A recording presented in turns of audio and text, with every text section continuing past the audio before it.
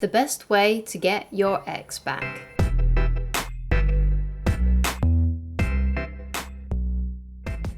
Hi guys, my name is Christine and I'm a dating, relationship and personal development coach. And today I'm talking about the best way to get your ex back. So the first thing that I would like you to do, to keep in mind, and a lot of people don't because obviously emotions are really raw at the end of a breakup and words can be said that you can regret and things like that.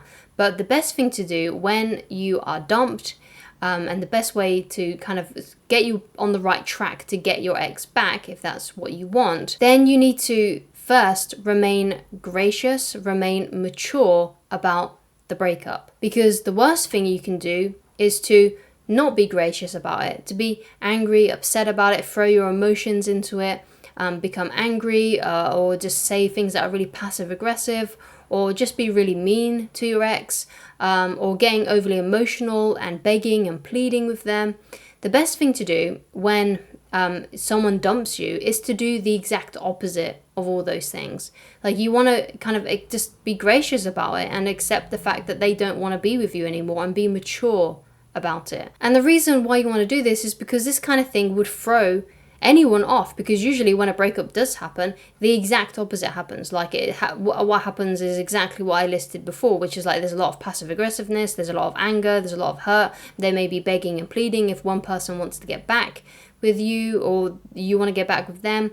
You know, this kind of thing doesn't usually happen. And if this person who's broken up with you has been in a few relationships, then they're probably used to there being kind of chaos after a breakup. But if you remain calm, if you remain mature about it and gracious, this is really going to throw them off and make them question their decision about getting rid of you. Because what you kind of want to say, what you want to do when someone breaks up with you that you don't want to be breaking up from, you know, if when someone dumps you, you want to say to them basically, well, I'm really sad that this breakup is happening. I'm sad that you don't want to be with me anymore, but I understand, and I don't want to be with someone who doesn't want to be with me. I want to be with someone who wants me. So I understand your decision, and you have my contact information if you change your mind about it.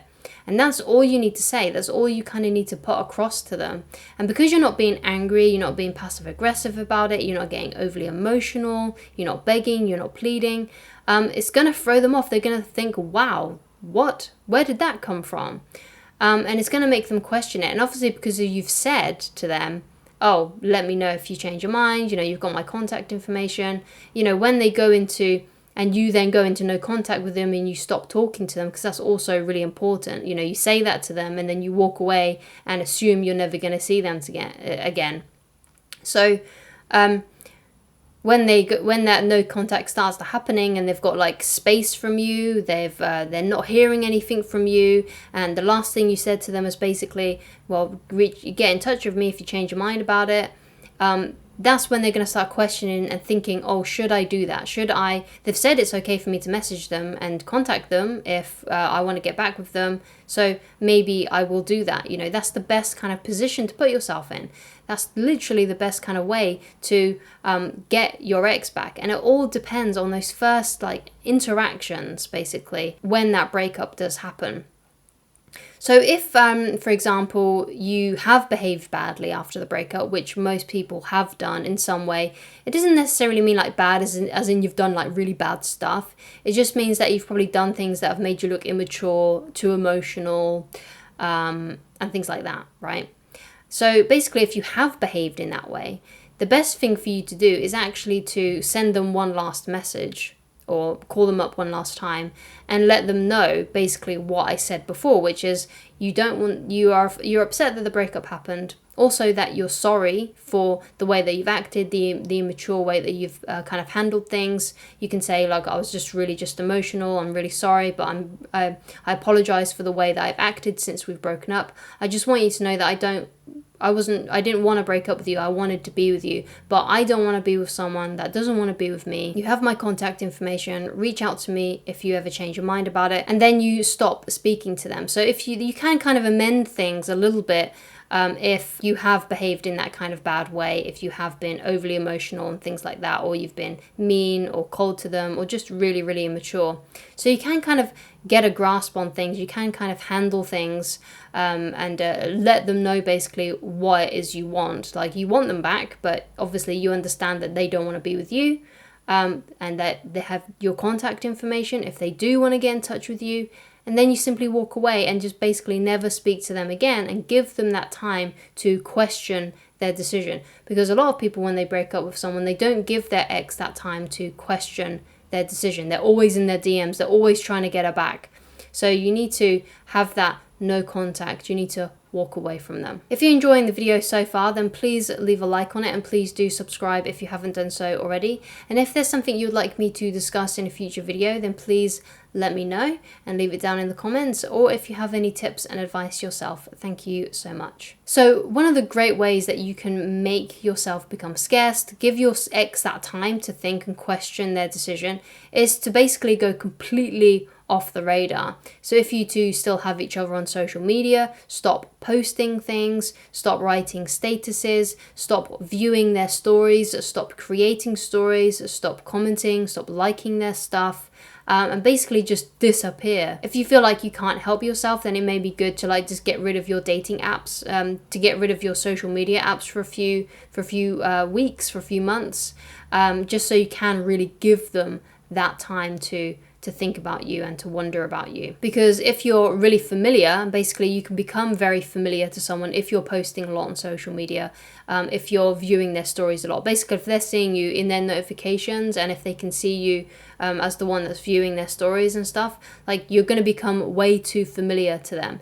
And basically, if you stop doing those things, if you stop viewing their stories, if you stop looking at their pictures, you can become less emotional about it and remain detached, and that's going to prevent you from making a lot of mistakes. So some bad things that I did, this was mostly when I had crushes on people, was I would get overly emotional because I would look at their profiles, I would view posts and things like that, and because I was invested in their life and I just needed to know what they were doing, I would become overly emotional about it, and then I would make mistakes, like I would message them in the middle of the night and things like that, and basically ruin any chances I even had, right? Because that's what you do when you become too obsessed with someone. You do make those wrong decisions. You do make things a lot worse for yourself. So the best thing for you to do then is to avoid doing all of that at all costs, to work on other things, other areas of your life that are really important to you, working on your passions. If you're unsure about what your passions are, what your interests are, I highly recommend that you go and watch this video on how to find your passion in under 20 minutes, and that will help you figure out basically what you should be doing in your free time, instead of looking at social media, looking at what they've posted, looking at their stories and things like that. You want to avoid doing all those kinds of things at all costs. You don't want to feed into any obsession that you may have over them and things like that, because it's only going to make your emotions more high. You want to get rid of all of that music on your phone that reminds you of them. Basically, you want to just do other things in your free time, and that isn't looking at your social media pages, while looking at their social media pages and things like that. So you want to kind of emotionally detach from them, from that past relationship, because if you don't do that and you feed into your obsession, you view their stories, you look at their stuff, you look at their photos, you listen to music that reminds you of them, it's going to be much harder for you to not break no contact, because you're just going to get a point where you become overly emotional, and you're probably going to want to reach out to them and speak to them and stuff like that, and obviously it's going to ruin any kind of anticipation that may have been growing. You need to work on other things, try to become your best self, so you could be working on your body, working on your health, being kind to other people, being nice to other people, working on the stuff that you feel like you should be doing but you've been procrastinating on. Start working on doing all of those kinds of things, and you'll start to feel better about yourself. And obviously it might be the case that this ex may never come back into your life. So after you feel like you've healed, after you feel like you've had enough time, once you've had a good few months to kind of focus on other areas of your life, like your friends and your career or your hobbies, once you've had that good time to think about it, to learn from the relationship, to heal, to learn the lessons, to so that you don't make those same mistakes in the future, you know, that is when you can start dating new people. You can get a few dating apps and start seeing new people, because you don't want to wait for your ex forever. It's better to not wait at all. After you come out of a breakup, it's important that you have time to heal. You have a good few months to just kind of stew and think about it, learn the lessons, work on your hobbies, do the things that you wasn't able to do before because you was in a relationship. Work on those things that you've been procrastinating on.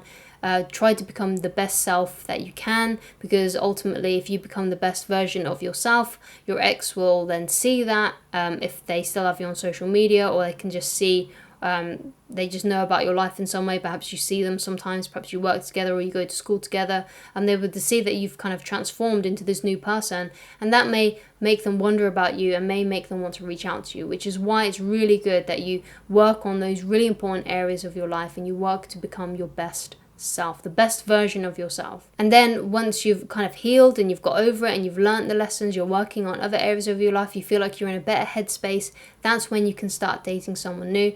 Or perhaps your ex will come back, and if your ex does come back, then and they do message you, they do reach out to you, all you really need to say to them is, oh, it's great to hear from you, I'd love to have a catch up with you, when are you available to do so? And then they'll give you times and dates when they're available if they want to see you, and then you can hang out and figure out whether or not you want to enter back into that relationship, because it might be the case of you've grown so much that you no longer want to get back into that old relationship, especially if it was really toxic and you weren't really that happy. Because sometimes we can become obsessed with people that have dumped us just simply because they have dumped us. We rarely think about, you know, the times when the relationship was hard, because usually if you two broke up, then there was some really difficult times in that relationship. Perhaps you argued a lot, perhaps you weren't very happy, you know, things like that. Perhaps they behaved in ways that made you miserable. So, and then they dump us, and then we kind of want them back because, you know, that kind of rejection breeds obsession, as Tony Robbins would say. So it may be a case that you don't even want them back. If you would like to get in touch with me personally and you would like coaching with me, then please go to www.christineloveridge.com. Thank you so much for watching, and I shall talk to you again very soon. Goodbye, guys.